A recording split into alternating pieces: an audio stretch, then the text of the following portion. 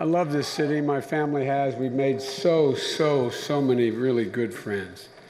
And Pam, we talked a little earlier. You know, how many of you in this audience have lost a loved one to cancer or lost a loved one to a serious disease? You get it. You get it. And the fact of the matter is that Pam and I were talking about it.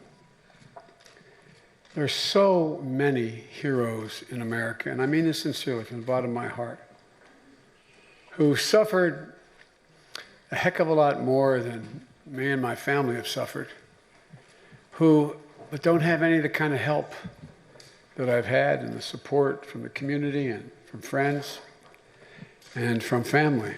And but yet they get up every single day. They walk out and put one foot in front of the other. They do their job. They care for their children, their families, and they care for the people around them. And I think they deserve an incredibly better circumstance than many of them find themselves in. And folks, one of the great things about being able to run for vice president or the president or being able to be out around the country is in the process, you not only meet supporters, but a lot of your supporters become genuinely your close personal friends. It's an inordinate opportunity to meet some incredible people. And there's no city in the country I've met more decent, honorable, and caring people. And I really mean that. And I didn't plan on going into that, but I didn't know that. Anyway, I just think there's, my Jill, my wife, or actually I'm her husband, Mr. Mayor. Y'all think I'm kidding, don't you? No. I'm known as Jill's husband and proud of it. I had to work real hard to get that title. I had to ask her 5 times to marry me. 5. That's the God's truth. And some of you know, the last time I was with Andy Young, we were in South Africa trying to figure out how to see Nelson Mandela a long time ago. I was with the Black Caucus, and I came back after I don't know how many days, 6, 8, 10 days away, and I got off the plane in Philadelphia and went back, and I stopped at her apartment, knocked on the door, and I said, Jilly, I said, you've got my Irish. She said, come on in. I said, no. I said, you got my Irish pride up now. I said, I want to tell you, and I mean it sincerely. It's okay if you say no, but it's the last time I'm going to ask you. Last time. I'm not asking you when, but if. If you will you marry me? She looked at me, she went like this. Okay.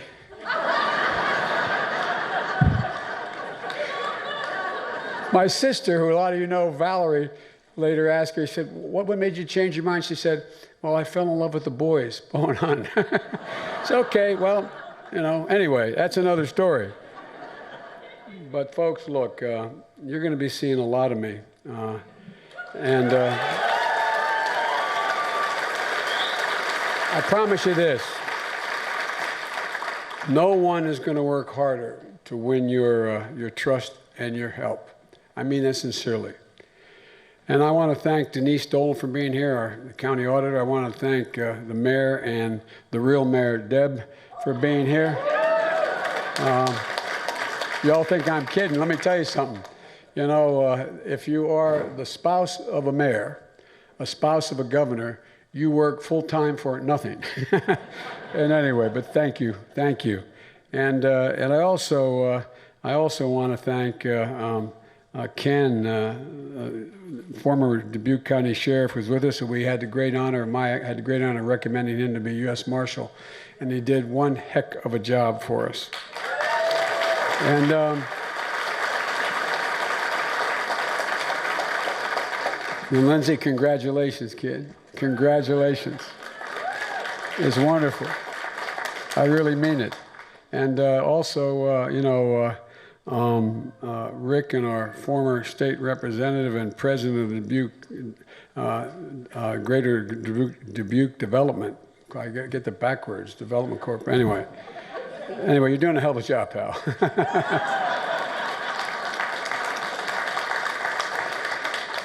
And Kathy Flynn, Floro, our former county treasurer, and I'm talking about you become really good friends with people.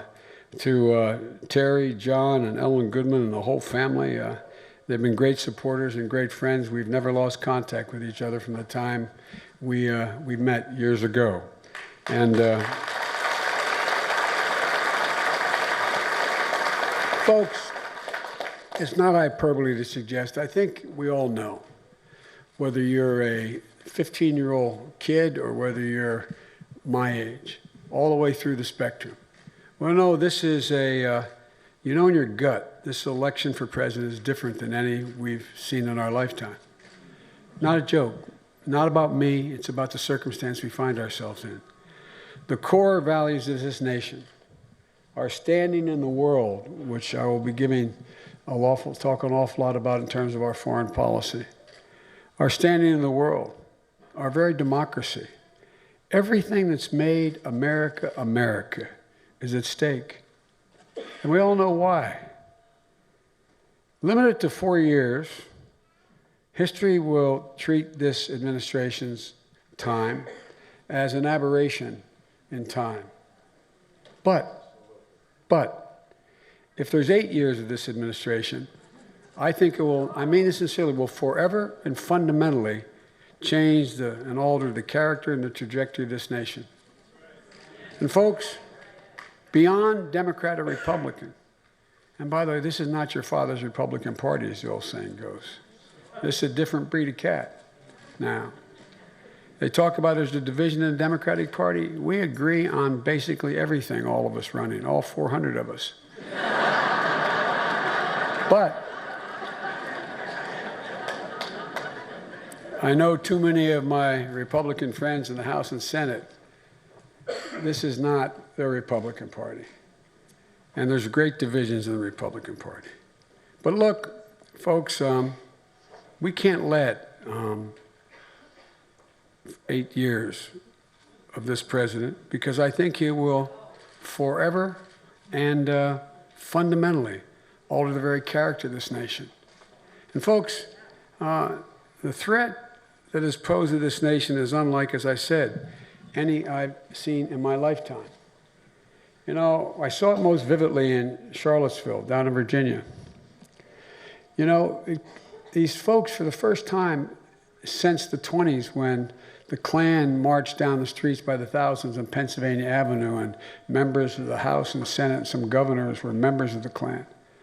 Since then, I don't remember any time, at least in my lifetime, and that's the historical context I talked about with John Meacham, who wrote The Soul of America, another book.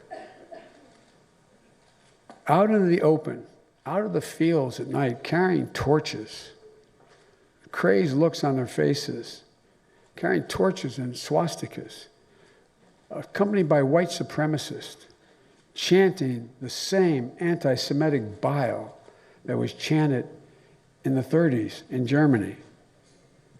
And, you know, and then many on the alt-right and this president, when they were confronted by decent, honorable people who had the courage to stand against this hate, and violence ensued.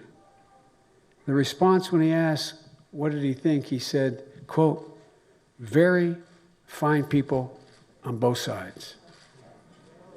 No Democrat or Republican president or anybody who I know that's run in the past, except maybe George Wallace in the 60s. No, I'm not being facetious. I'm being serious. Have said anything like that. And you know, in a few days later, after he was asked about what I said, he doubled down, concocting a phony story about how those violent thugs only wanted to protect the statue of Robert E. Lee. Give me a break, man. Give me a break. Folks, it's nonsense. That rally was advertised. It was advertised as a white supremacy rally. The anti-Semitic chants about Jews in America could be heard around the world. Around the world. Hatred was on the march, and he knew it. I said at the time, and I wrote at the time, with Atlantic Magazine, that we're in a battle for the soul of the nation. And we are in a battle for the soul of the nation. This is not who we are. This is not who we are. It's not who the vast majority of the American people are. That's why, above all else, we have to put an end, and electorally, to this administration.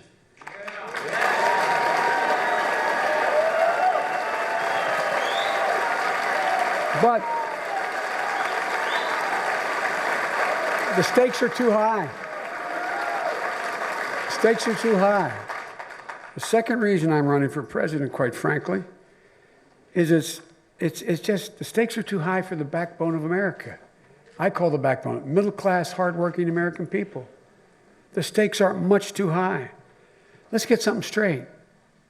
This country was not built by Wall Street, bankers, hedge fund managers. They're not necessarily bad. It wasn't built by them.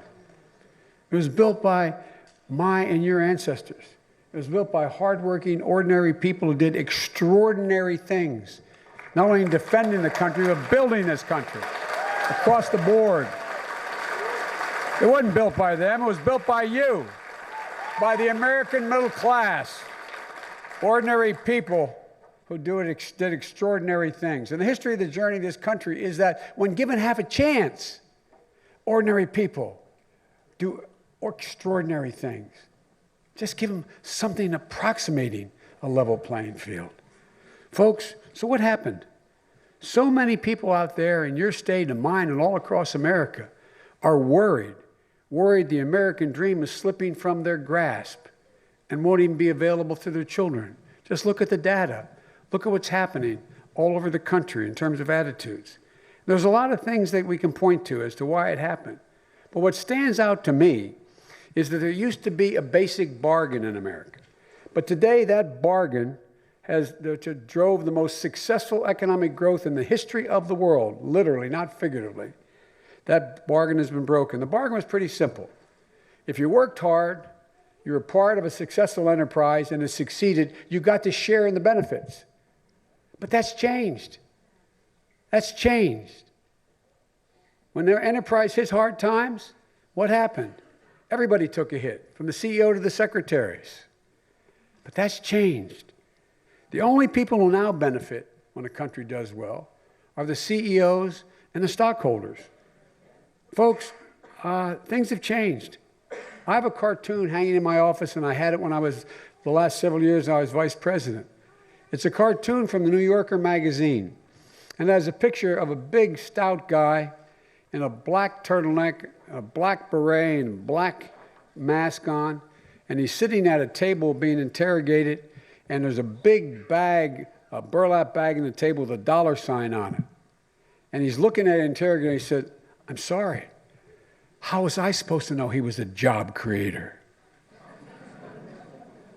Since when are the only people who are the job creators and benefit are the people who are stockholders and the CEOs?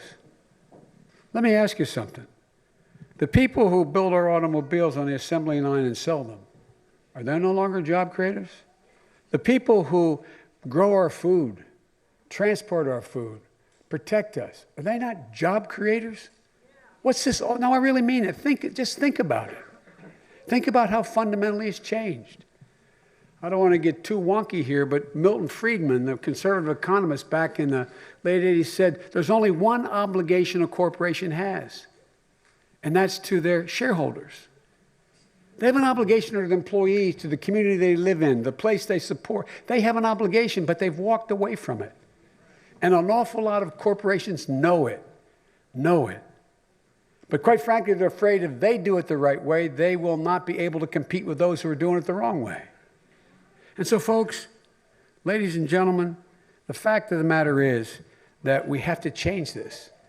They have to change it in a way so when folks, as I said, who grow our food, process our food, package it, et cetera, they should succeed when everybody else succeeds in that corporation, when the stockholders and the other folks succeed. You know, my dad used to have an expression. I've been saying this for years because he really did say this all the time. He said, Joey, a job's about a lot more than a paycheck. It's about your dignity. It's about respect. It's about your place in the community. It's about your standing. It's about being able to look your child in the eye and say, honey, it's going to be okay. And mean it. And mean it. Know it. Well, folks, a significant portion of working Americans don't have any confidence they can look their child in the eye and say, it's going to be okay. It's going to be okay. Because, folks, that's what we got to change. But this time when we rebuild the middle class, we have to bring everyone along, no matter their race, their gender, their ethnicity, their religion, who they love, or where they live. They've been left behind. No, I really mean it. And folks, that will be the measure of what I consider economic success if I'm elected, not just the GDP. It's well beyond that.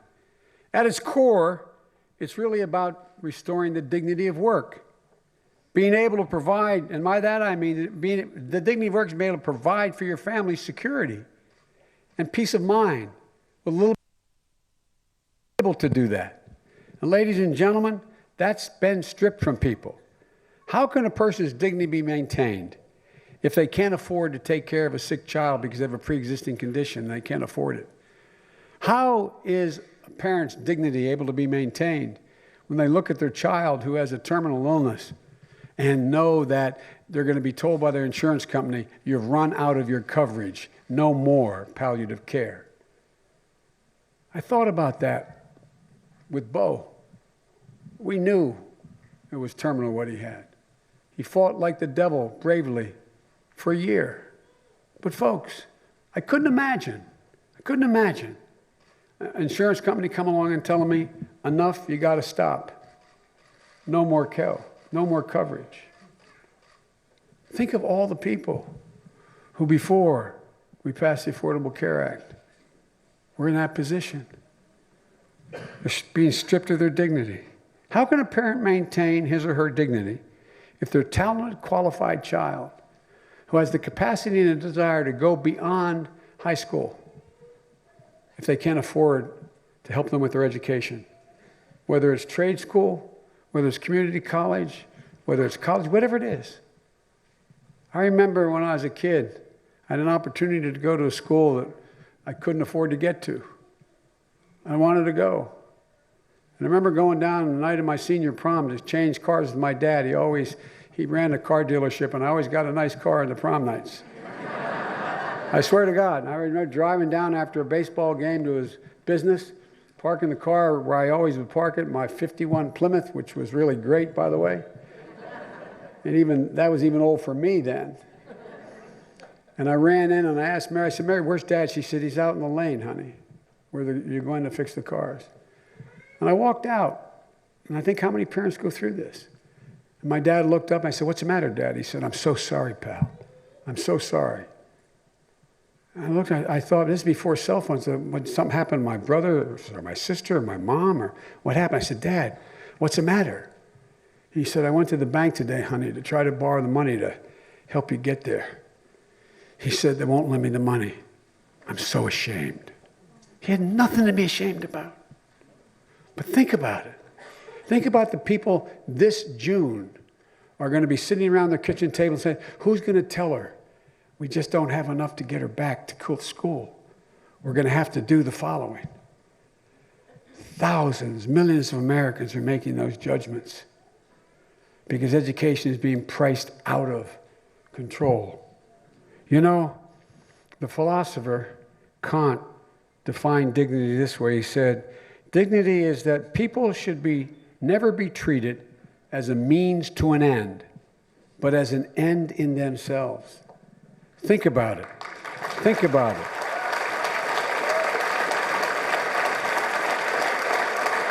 The new emerging corporate culture. Think about it, with this new tax cut, you got twice as many corporations making billions without paying no taxes at all. Send their job. I mean, it's not about, I know you're supporting by saying booing, but look, here's the deal. It's just simply not right. It's simply not right. And folks, look, the idea that that you're in a position where dignity doesn't even come into the thought process of so many employers these days. And you know, we're not only making it harder for you to meet the basic needs of hard-working, middle-class and working-class people by stripping them of their dignity. Just talk to union members. There's been a war on labor's right to bargain for a long time, but we've gone way beyond that. Think about what's happened in the last 10 years or so. There's also a war on individuals as well. 40% of workers will have to sign a non-compete clause at some point in their career. And fact of the matter is, non-compete agreements have one purpose: to hold down the ability to bargain for yourself. I can understand it if you work for a technology company and you have serious secrets or whatever. But I can't understand it for hourly workers. Why in God's name do so many have to sign non-compete agreements? There's no other rationale for it than to hold down wages. Folks, look, if we get what's happened lately as well. Do companies classify low-wage workers as managers? Why do they do that? They do it for a simple reason. Because under the law, if you are not in management, you are entitled to overtime. Just last year alone, 4 million hourly workers were cheated out of $1.2 billion in lost wages. And where'd it go? It went into the corporate coffers. And what they do, they didn't expand, most of them. They bought back their own stock, raising the stock prices for their stockholders and enriching themselves in terms of pay. Look, speaking of overtime, I think it's long past time that we pass a national $15 an hour minimum wage. Enough's enough. And look,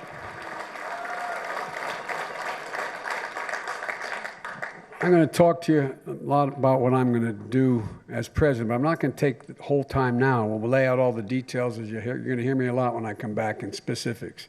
But here's the deal. The first step as president, my goal will be to reward work, not just wealth. Work. And the first step is reversing the tax cuts and eliminating some of the $1.6 trillion, now get this, $1.6 trillion in loopholes. They call them expenditures. There's $1.6 trillion in our tax code that are called tax expenditures, loopholes. You cannot justify anywhere near all of them.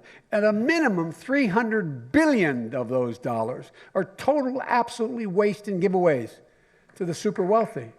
And by the way, I think the vast majority of even those people understand it and they're prepared to give it up. But here's the deal. You look at them and say, here it is. Well, they can say, no, don't give me that tax break. We got to stop. We got to not be afraid to make it clear what we're going to do. Ladies and gentlemen, you know, we're in a situation where we have to cut the top tax rate for the super wealthy. I mean, he's cut the top tax rate for the super wealthy, got all these new loopholes. And in addition to that, his tax bill shipped jobs overseas and rewarded them from shipping jobs overseas. Then what happened? Then they increased, as a consequence of this tax cut, $2 trillion increased in the national debt. $2 trillion. And I predicted what would happen because, anyways, I go back to the Roth-Kemp stuff. I predict what would happen. The next thing would be, you know, we got this gigantic deficit. We can't sustain it this way. So guess what? We have to find cuts. And where do they go? At the social safety net. They go at Medicare, Medicaid, Social Security. Mark my words. If he's reelected and the Republicans gain control, keep control of the Senate, this is going to be the battle of our lives. And if I'm president, it will not happen. It will not happen.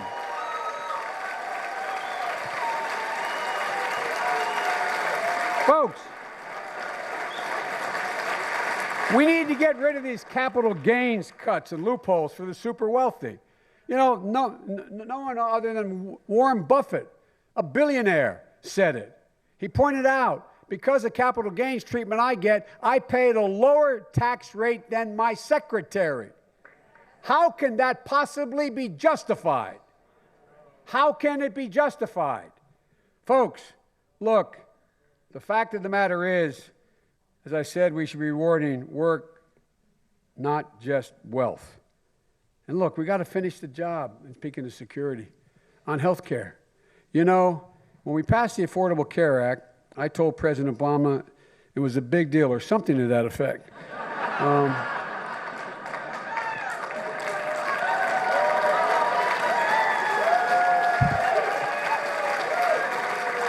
Thank God my mom wasn't around. Whoa. And I didn't think anybody could hear it. But folks, I want to stop here and say something that I don't think is said often enough. President Obama has extraordinary character. No, really, I mean it. Extraordinary integrity, and is a man of absolute decency. He was president. When he was president, our kids had someone to look up to. I was proud every day as I stood next to him as his vice president, but never more proud than the day we passed that law. The Affordable Care Act was a gigantic step forward for the people in this country, for our future. We made historic progress. The fact of the matter is we extended health care to 22 million people who didn't have it before. We covered pre-existing conditions. I can go on with the list, you know it. But now, folks, we got to finish the job. We got to finish the job. We got to move from making health care a privilege to a right. Health care should be a right. And to give everyone the peace of mind they need. Health care is about peace of mind. How many people go to bed at night staring to the ceiling thinking, my God, if something happens to me, we're going to lose everything.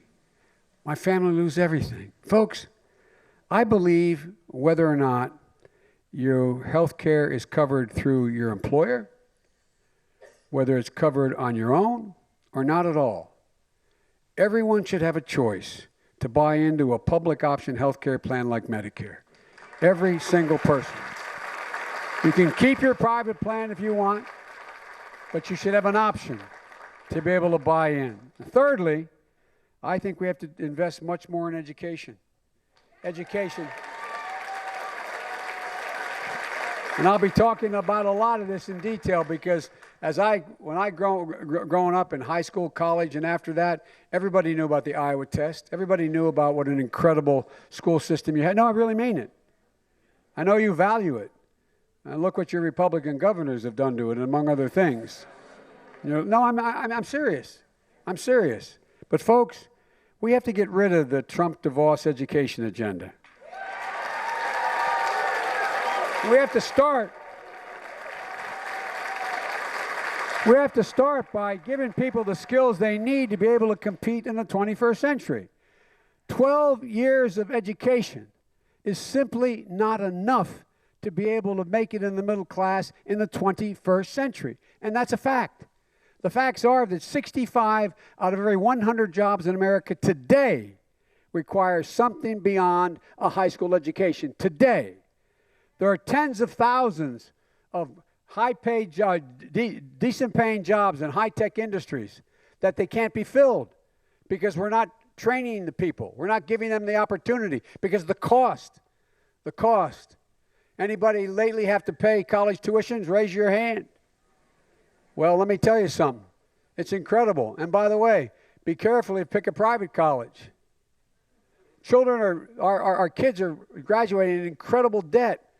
And I'm going to release a plan. I don't have time. I don't want to keep you standing any longer, but to, in fact, make sure we can cut their debt, reduce their debt. But folks,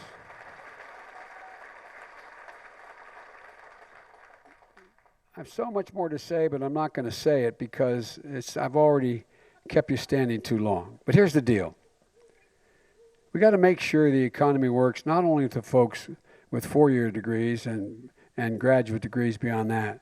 We've got to make sure it works for those who complete on-the-job training, trade programs, community colleges, because there's plenty to do out there. There's a lot more we need to do to restore the middle class and win the future, and we have to be much more ambitious than we are now, to do the things that we had talked about doing in our administration. I was interviewed by one of your statewide radio folks today, and they were quoting me about early on my talking about the need to deal with climate control, climate change, the need to deal with it, went on and on. Well, it's long overdue, man. It's long overdue. As we rebuild the infrastructure of this country, we have to build a green infrastructure. We can do that. Clean, renewable energy. I don't have to tell you about what you've been able to do here and the jobs created by wind and renewable energy. I don't have to tell cleaner, safer, and faster transportation. We had a plan, and where I'm going to reintroduce it to make sure it gets done, is that electric vehicles, in fact, the biggest problem is you can't stop to charge. We should have charging stations along every interstate highway in the country. You pay for it just like you did gasoline. But if you can do that with bicycles in town, and you can put a nickel, I'm serious. What are we doing? What are we doing? The fact of the matter is, folks, this is not only going to help the existential threat that exists unless we do something serious about climate change now. We're running out of time.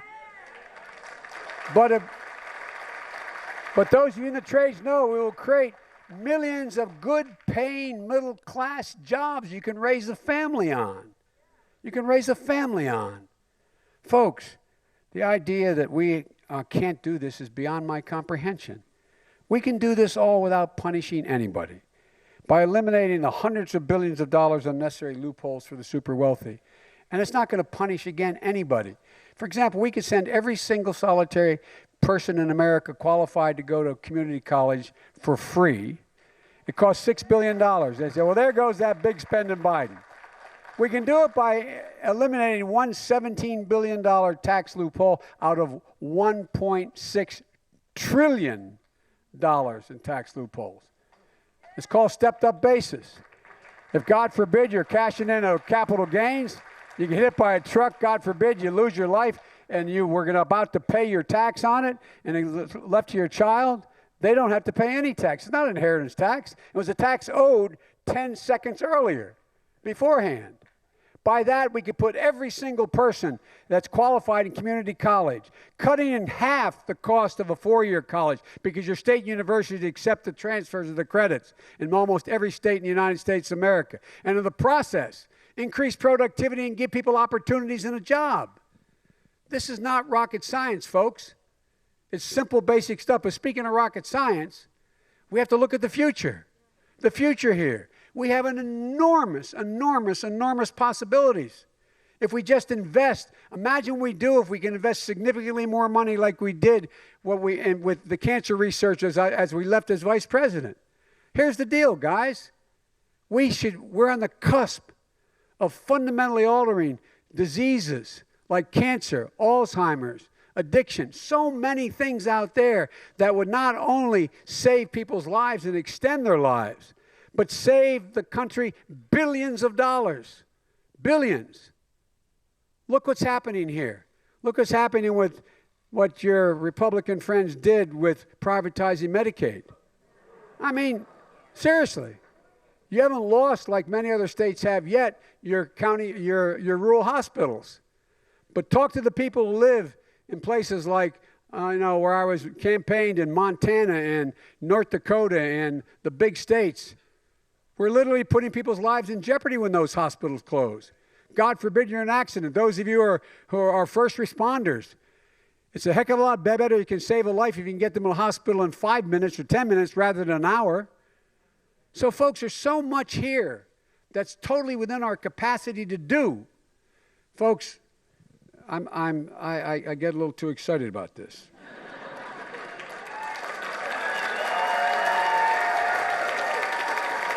Look, the reason I'm so optimistic about what we can do if we just get up and remember who in God's name we are, change this administration. I'm optimistic that we're better positioned than any country in the world to own the 21st century. Not a joke. I got characterized and I got elected as a 29-year-old kid to the Senate, too young to be sworn in. I was labeled the optimist. I'm more optimistic today about America's chances.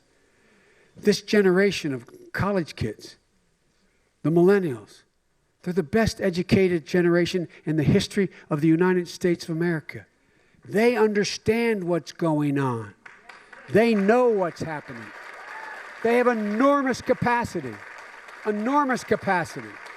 And folks, look, I'll end by saying that, we not only have the strongest military in the world, but we lead not only by the example of our power, but by the power of our example. That's what's allowed us to organize the world. Ladies and gentlemen, the facts, we have the most productive workers in the world, 4 times as productive as workers in Asia, and that's not hyperbole, that's real, 4 times as productive. Ladies and gentlemen, North America is energy independent, and the United States of America, if we do the right thing, will be energy independent and cleaner within the next 5 years. Folks,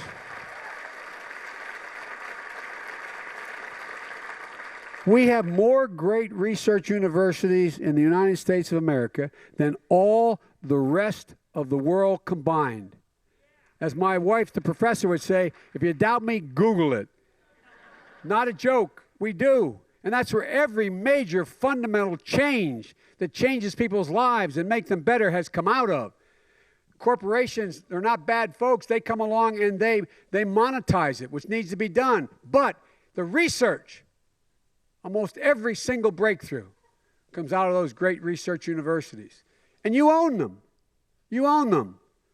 There are places like Los Alamos. I can go through all those great universities right here in the state of Iowa. Folks, I don't know why we walk around like, oh, woe is me. What are we going to do? Man, we got to get up.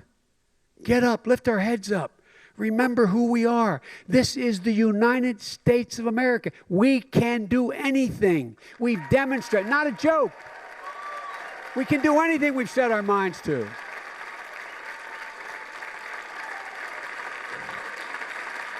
When John Kennedy made that famous speech about going to the moon, there's one line, everybody kid in grade school even now knows what it says, but there's one line that stuck with me and still sticks with me. He said, we're doing this because we refuse to postpone any longer. I refuse to postpone any longer the ability of us to do these things. It's time for us to do them. It's within our wheelhouse. We have the capacity to do them. And folks, everybody knows who Donald Trump is. We got to let them who we are. They got to know who we are. We choose hope over fear. We choose unity over division. We choose truth over lies. And we choose science over fiction. Folks, so pick up your heads. Remember who we are. Not a joke. This is the United States of America. Let's get up and move. God bless you all, and may God protect our troops. Thank you, man. Thank you.